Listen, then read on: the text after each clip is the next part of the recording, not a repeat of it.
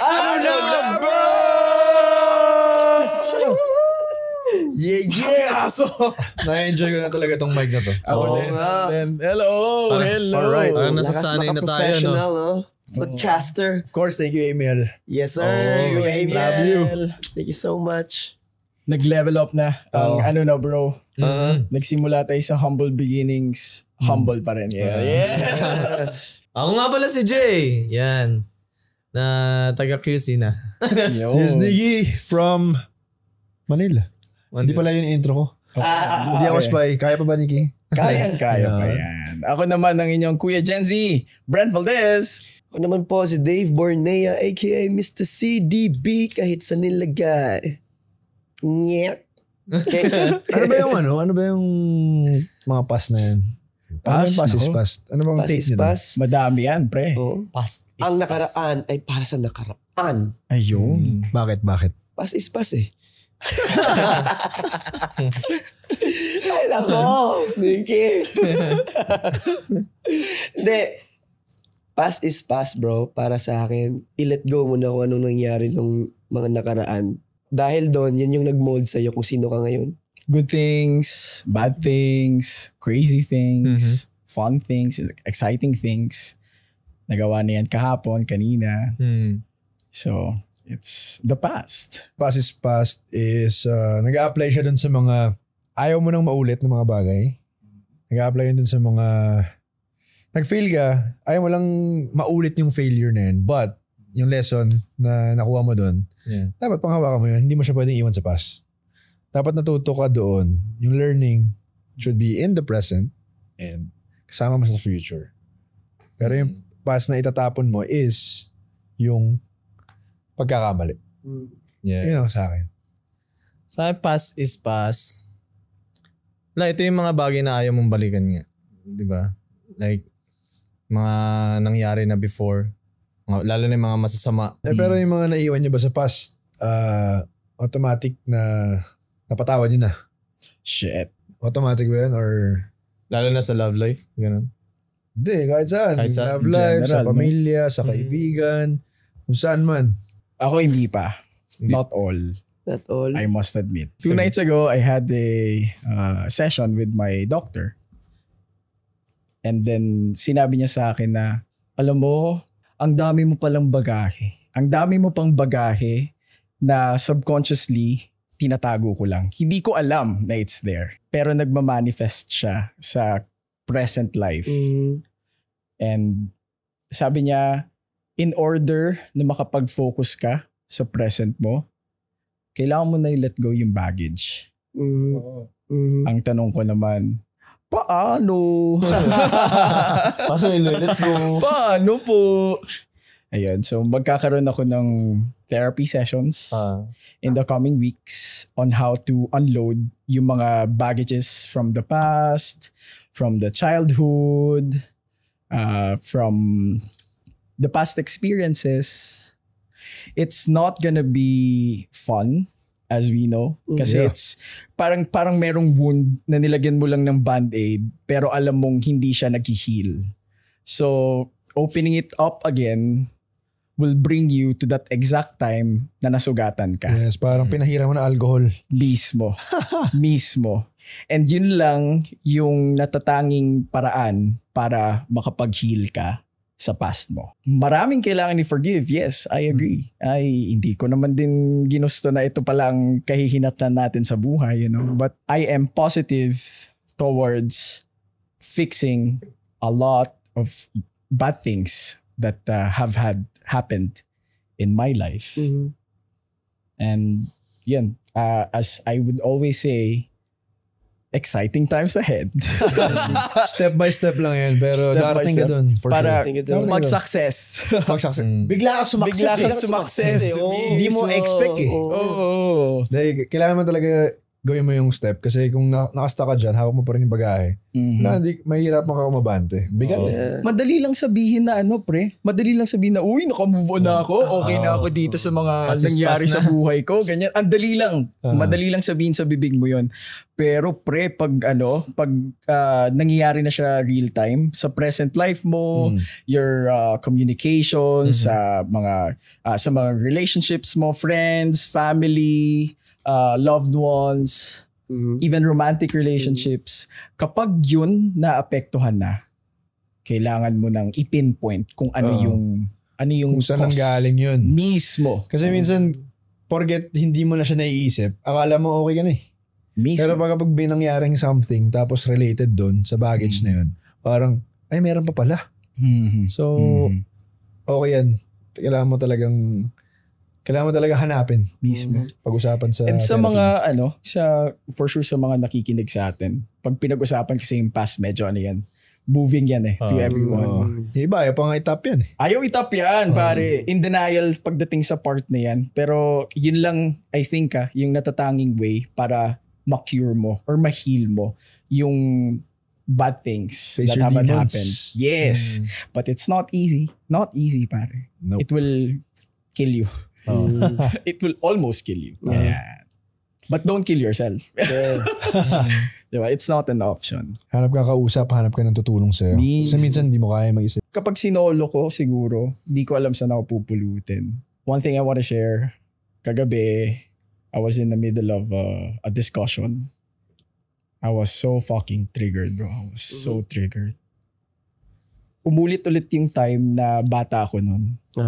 Na nangyayari yung bagay ni that exact moment of my life where dun ko nabuo yung, what's this? Yung ginagawa mong automatic response without you even knowing. May tawag din. Coping mechanism. Yan. Dun ko siya nabuo, yung coping mechanism na yun. Dahil sa exact experience na yun. And then bigla na lang akong nag-shutdown, tinakpan ko yung tenga ko, and then after 10 seconds, nag-hyperventilate ako.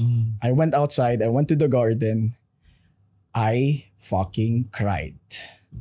I cried. All out, pare. All out. I called my sister. My sister is everything to me. She's younger than me by 10 years. Pero the way she thinks, I am proud of her. I love her so much. Para siyang 30 anyos mag-isip, pare. Wow. People will ask, uy, you act older than your age. What I usually say to those people who say that to me, it's the trauma. It's the trauma. Well, yun. I cried to her. I told her, I love you. I am here for you. I will never leave you. Please take care of yourself. I am in this dark time of my life right now, and wala akong ibang choice kundi i-heal to. Wala na. There's no other way. Kailangan kong harapin yung demons ko. And kahit sobrang hindi ko alam kung kakayanin, alam kong kakayanin with the help of God. Thanks for reminding me about it. Yeah, and the people around you na makakatulong sa tingin mo. That you trust. Thank you. Yun talaga. Thank you. Meron ba kayong mga past na sa tingin mo patawad niyo na ba o hindi pa? Yeah, pinatawad ko sila lahat, bro. Ayoko yung feeling na parang mabigat na pakiramdam.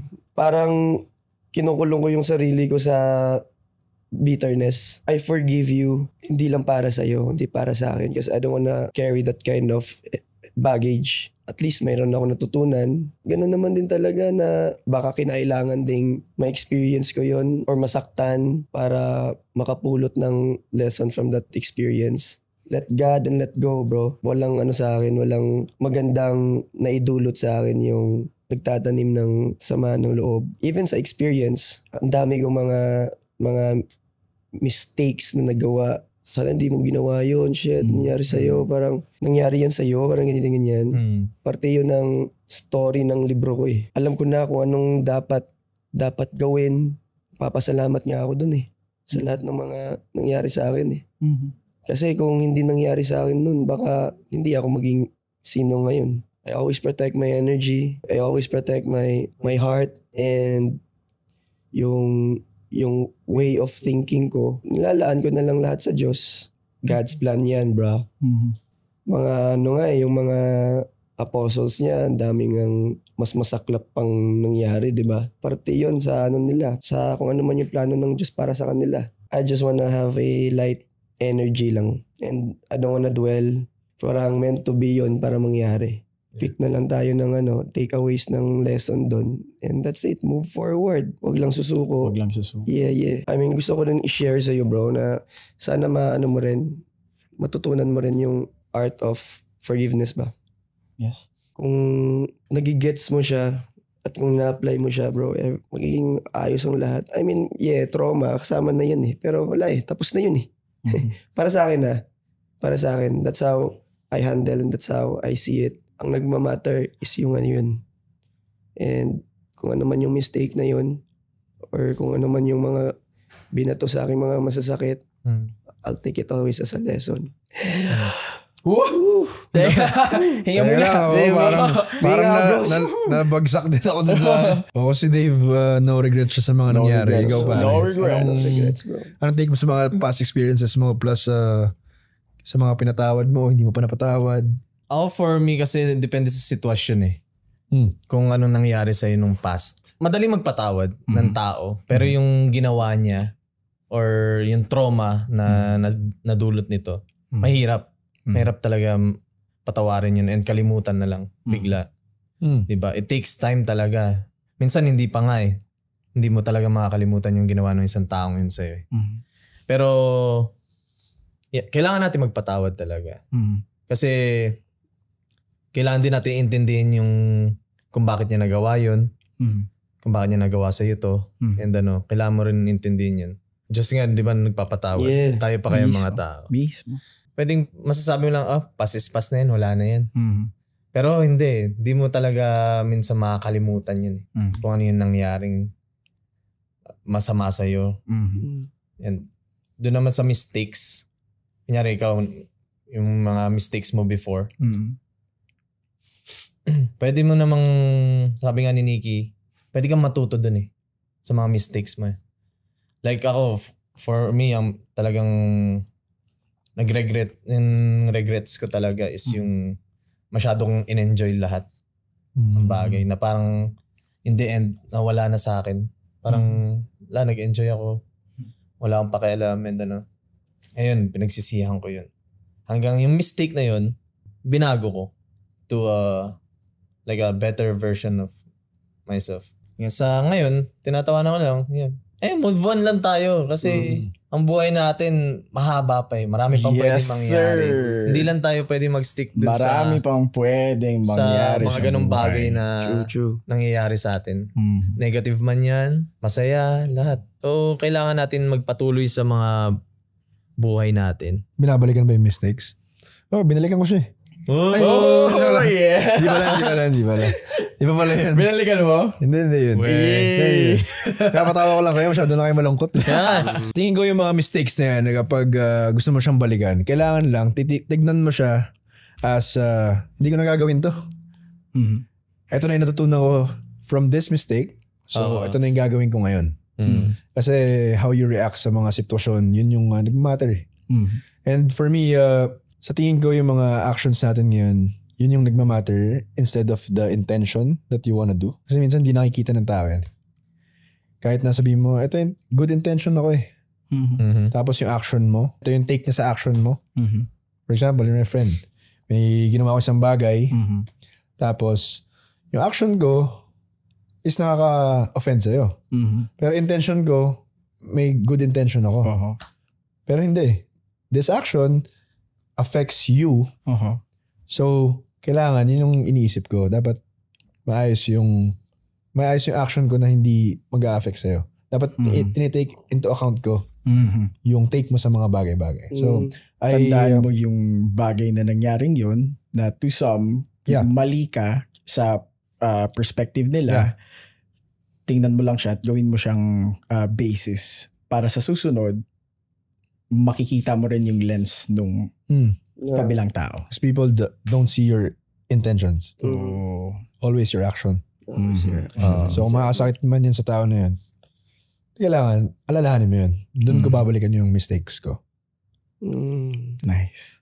I learned that sa hard way. Hard way. So, Fuck. Hirap pag wala, hard may way. consequences na. Wala, it is what it is. Yes. It is So, what just step, it is. one step at a time lang. Every Tapos day. remember that certain mistake. I-note mo na lang yan. Yes. Hindi ko na mali ko. gagawin to. Mali to. Hindi ko na gagawin to. Ito yung tama. Ito yung gagawin ko.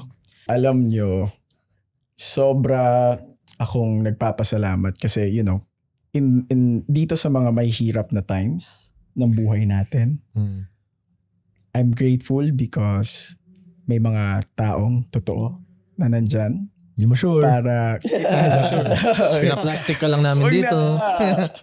Hindi kami totoo. may pamilya na nagmamahal sa'yo, meron kang mapagkakatiwalaan. Kapag meron kayong problema, reach out to someone. Yeah. And reaching out does not mean na yung pride mo ay matatapakan. Minsan, iniisip natin na, hindi ko kailangan ng tulong. Hindi, kaya ko ito mag-isa. Hindi. Kailangan, no man is an island. That's what I learned. Ako bro, ganun ako. Parang nasa isip ko lagi kapag may problema ako. Kaya ko to. Pero ang laking help pala talaga na yung merong nakasuporta sa'yo na ganito. Na nag-a-advise. And nakikinig ka lang. Ang laking help nun. Kasi hindi lahat ng bagay alam mo, pare. Oh, Yes, totoo. May kanya-kanyang pinagdaanan ng mga tao na experience din yan. Ito yung nangyari sa kanya. Ito yung ganito niya yung sinolusyonan. So, may matututunan ka talaga sa lahat ng tao. Maliit man yan o malaking ginawang bagay. Malaking bagay yung financial help. Pumalik tayo. Yung financial Pumalik sa last episode. Pera pa rin talaga. Alam nyo, meron akong, hindi ko maintindihan tong nangyayari sa akin recently. And so, to everyone there that is listening to this podcast, if meron kayong hindi maintindihan sa sarili nyo, my friends and then my doctors, just reach out to them kasi they know better. Yan yung pinag-aralan nila buong buhay nila. At sila ang makakatulong sa inyo. So, my doctor, who's a psychiatrist, matagal na kami nag-uusap, months na. Palagi akong nagsisession sa kanya. And then I took this test. It's an entire day test. Nakakabagot, pre. Sipin mo, i-check lang nung doctor na paano ka mag-isip, paano ka mag-decide. May puzzle, may trivia, may questionnaire, may this and that. So it took me an entire day. And then 1 month after, pagkalabas nung, hindi ko alam, nakalimutan ko yung exact na name nung test na yon. Pero to give you a sample in a nutshell, parang personality test. So that way, mas makikilala ko yung sarili ko and how I deal with the world. And I'm really happy.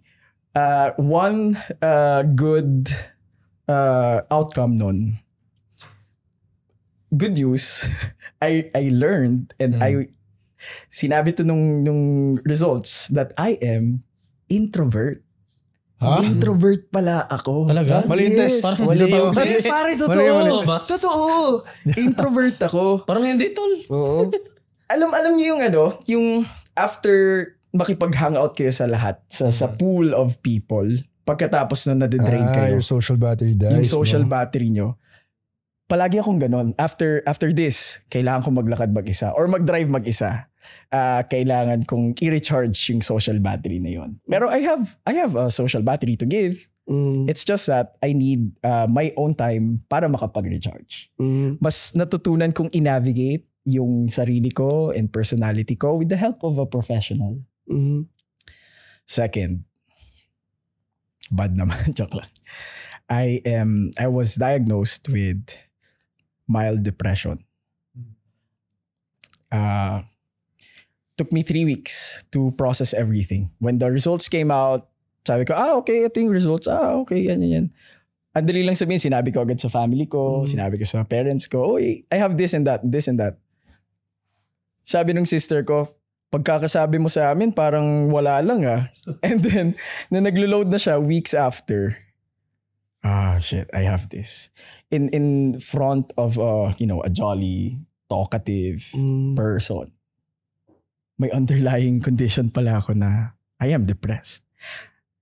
Alam ko na, pinpoint pinpointed na namin ng doctor kung ano yung reason, and there are solutions. In any problem, there's a solution. Kaya I'm very positive about it na at least humingi ako ng tulong sa professional. Meron akong good circle, trusted circle. I have a family who loves me.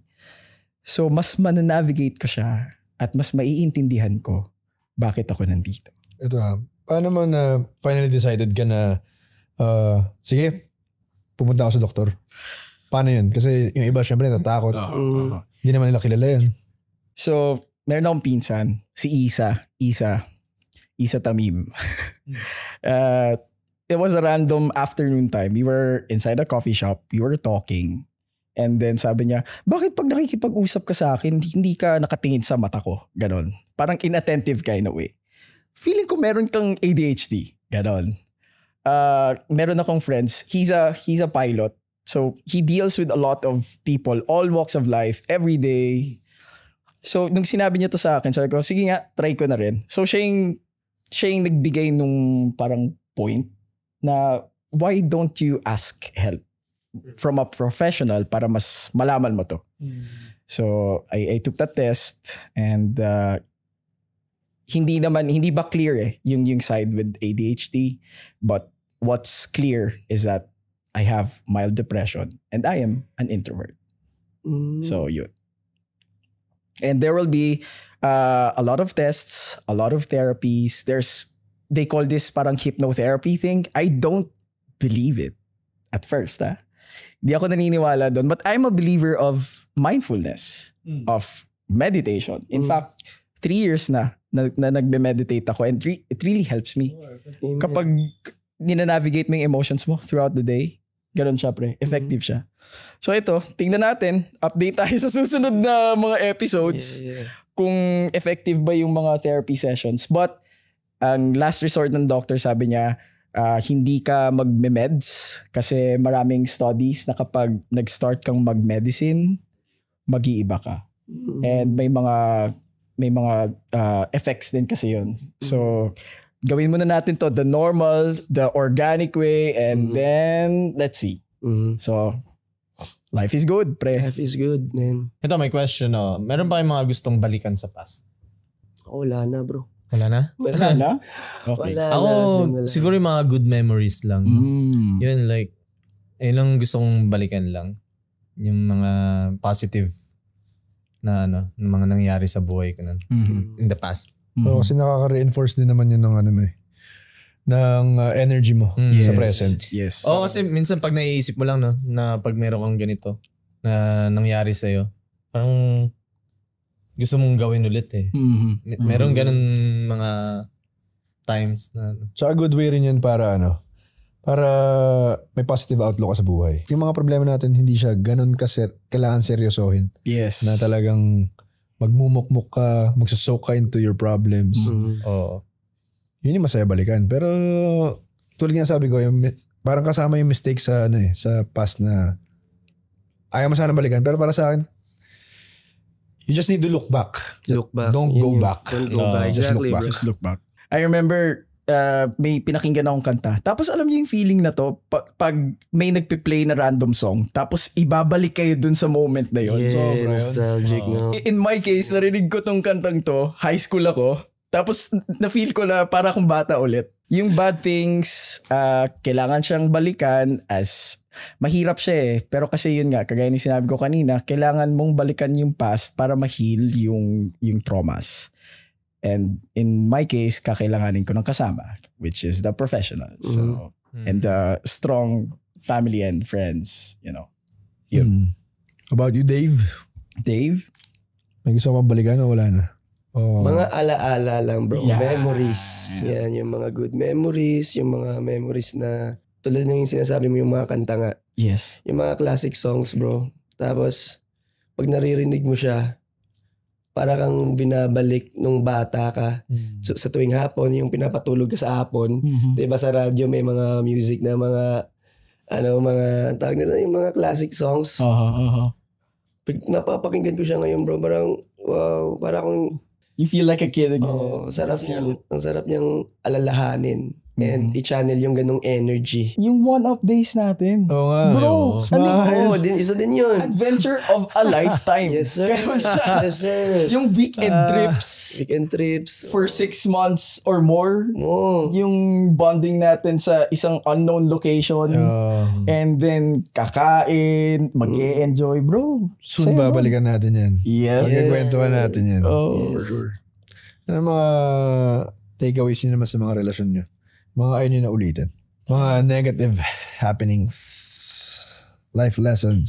Ako, ang dami din talaga. I mean, fuck. Part of life yun eh. Para experiences yun eh. Paano ka matututo kung hindi mo naman na-experience, di ba? Yung mga bata, pag naglalaro sa playground, alam ba nila yung pakiramdam ng masaktan kung hindi sila nadadapa? So, yung takeaways ko, yes, ang dami lang talaga. So, isipin mo lang siya, kagaya ng sinabi ni Nikki, i-take note mo siya, and then, as you move forward, tandaan mo to. Tandaan mo tong mga bagay na to. One thing I learned also, paulit-ulit na mangyayari sa inyo ang isang bagay hanggat hindi nyo natututunan ang lesson nito. And pag natutunan nyo na siya, ready na kayo para sa next level of life. Dinadala ko yung palagi. Sa akin, to make it short, don't take the same steps twice. Ganun? Kapag hindi siya maganda. Tingnan mo kung saan yung maling step, don't step on it. Sa iba ka na map. Pero paano pag na-step mo ulit? Eh di, alam mo na gagawin mo. Natuto ko na dun eh. You just know what to do or iwasan mo na. Sabi nga meron din to, galing din to sa church. May mga bagay kasi na alam mo nang mali, pero para sa'yo mukhang tama. Sabi mo pa, last na to Lord, tapos after nun, magre-regret ka kasi mayroon siyang masamang dulot sa'yo. So kapag alam mo nang mali yan, huwag mo na gawin. Tama. Yung tama na piliin mo. Hindi naman na tayo bata eh. Marami na tayo natutunan kahit na nasa middle age ba to? Hindi. Quarter life. Kaya ang daming quarter life crisis. Tinamaan ako dun sa sinabi ni Hershey sa previous episode natin. Ano yun? Na kailangan kilalanin mo muna yung sarili mo. Yeah. Bago ka pumasok sa isang relasyon.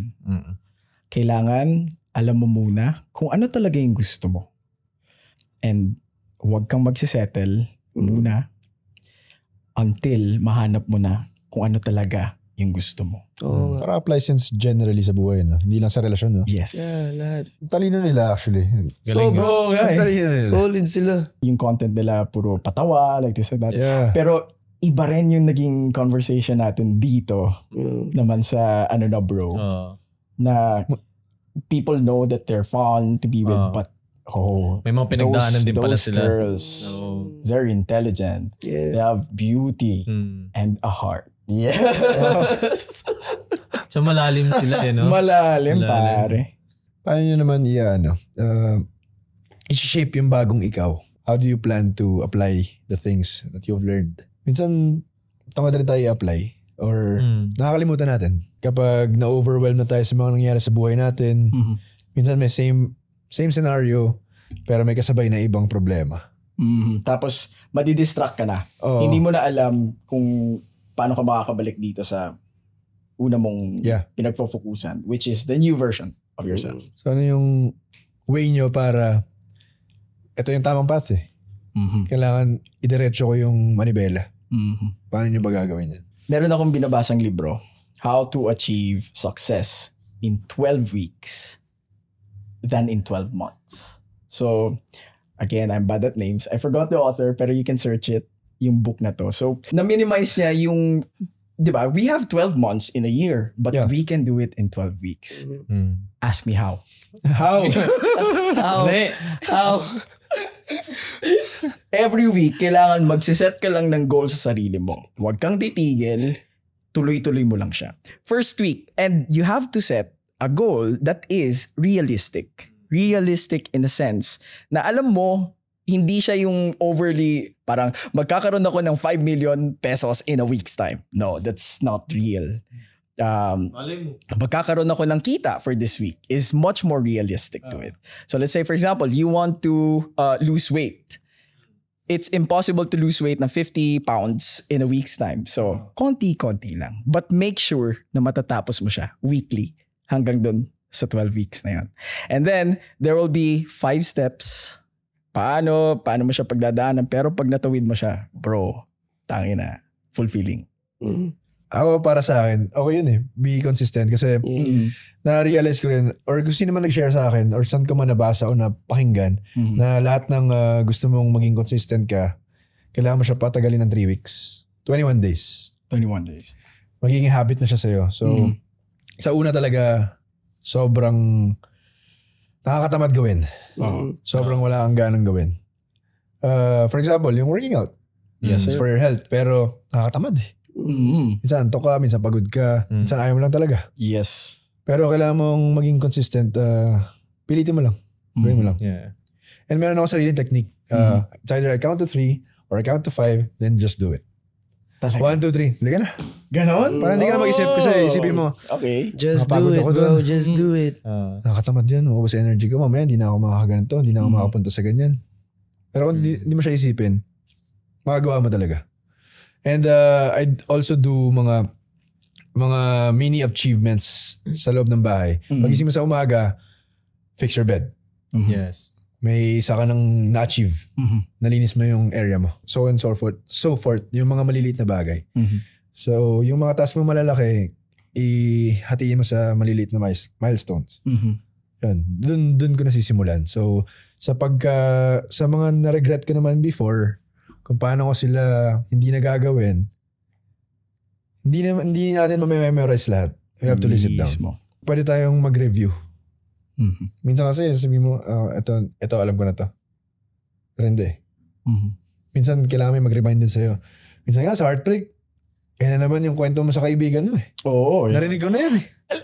Same lang eh. Ulit, ano ba? Di ba? Tama na. Pag kasi tayo na yung nasa situation, bulag na rin tayo eh. May choice ka eh. Piliin mo palagi yung alam mo ng tama. Yun lang. Remind mo lang sarili mo palagi. Pause ka muna. Alam mo, linaw nung pinag-uusapan natin, ang dami kong narinig ngayong Sakit, episode na to. At dahil yan kay Amiel. Dahil dito sa road na to. Napakalinaw. Solid. Thank Check, you, check. Amiel. Thank Thank you you sa mic. Thank you for sponsoring us. Stand na lang. Nabusog din tayo. Patagdag na. Busog-lusog. Salamat, Amiel. Solid naman. Dami ko natutunan kay Brent at saka kay Nicky ngayon, no? Marami din akong natutunan sa inyong tatlo, bro. Ano na Bro is available on Spotify and YouTube. And you can see us on TikTok, Facebook, and Instagram. And kung gusto nyo na makipagkwentuhan sa amin, reach out to our Facebook community page. Ito ang Ano na Bro Community. Yeah. Pwede tayo mag-iyakan dun. Yun. I-share nyo na yung mga pinagdadaanan nyo, Oo, di ba? pag-usapan natin dun. No? At magtulungan tayo para sa ikagaganda ng sambayan ng Pilipinas. Ano ba to? Pass is pass. Alam mo, nakakagutom yung mga sinasabi mo. Buti na lang may showmaking dyan. No? Tapos may ocha pa. Gusto ko yung steamed siomai. Pero gusto ko yung Tapos, sopas. Sopas? Oo. Ano yung pass is pass? Sige, pasok mo. Push mo yan. Inay. Alright, this is Ano na Bro?